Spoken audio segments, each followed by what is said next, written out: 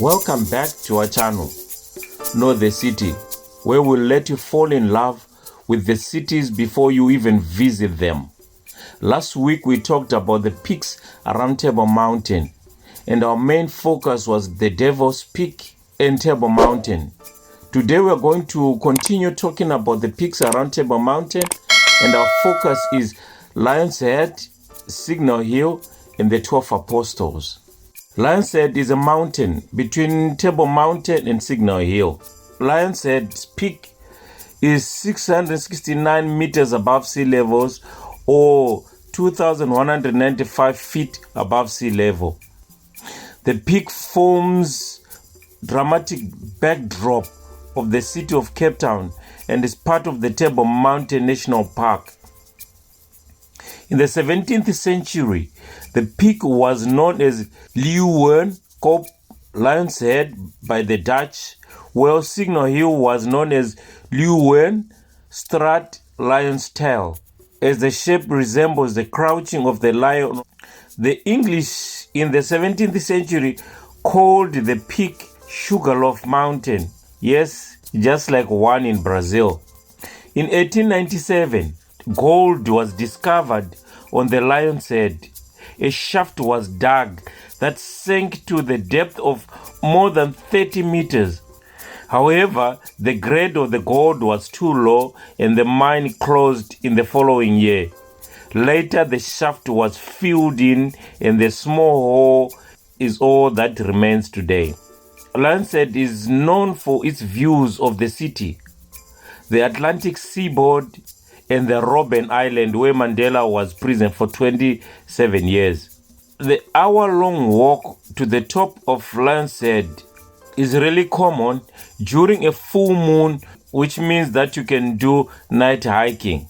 Now we move on to Signal Hill.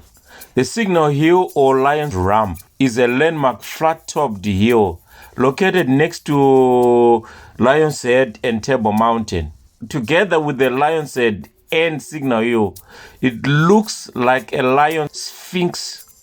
Signal flags were used to communicate weather warnings as well as anchoring instructions to visiting ships in order to ensure that they are prepared for stormy weather while in the bay.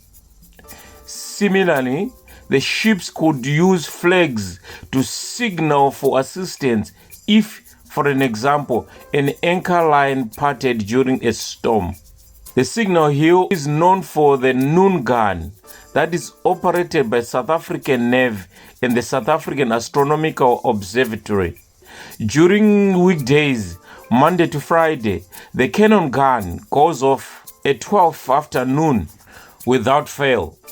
So if you are around the city of Cape Town, you will hear the noon gun, then you know it's 12 o'clock afternoon.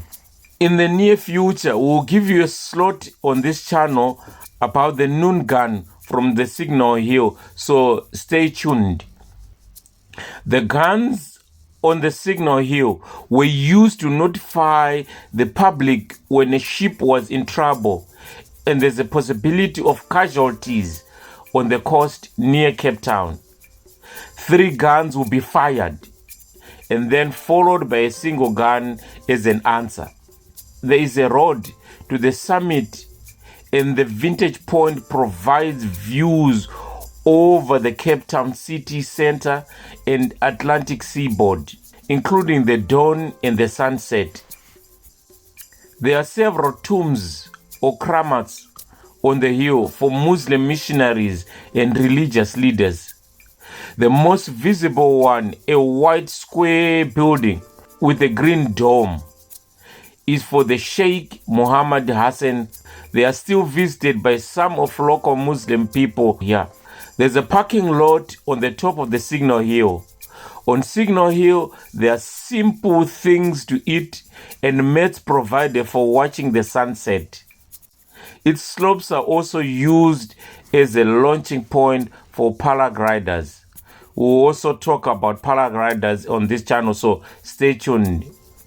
Now we move on to the 12 Apostles. The 12 Apostles mountain range forms the back of the Table Mountain, where you will find one of the most scenic stretches of coast in the world. You will think you will be able to count 12 peaks given the names of the series of the mountains. You will be wrong then. There are 18 peaks, although it really depends on how you count. The theory is that if you count the part that protrudes, which might count up to 12, but it doesn't matter at all, you will soon be distracted enough by the scenery and forget the counting at all. Each peak, however, has its own name from the north to the south. I hope you have learned something. Please like and subscribe to our channel and ring the bell to notify you when we upload something on this channel.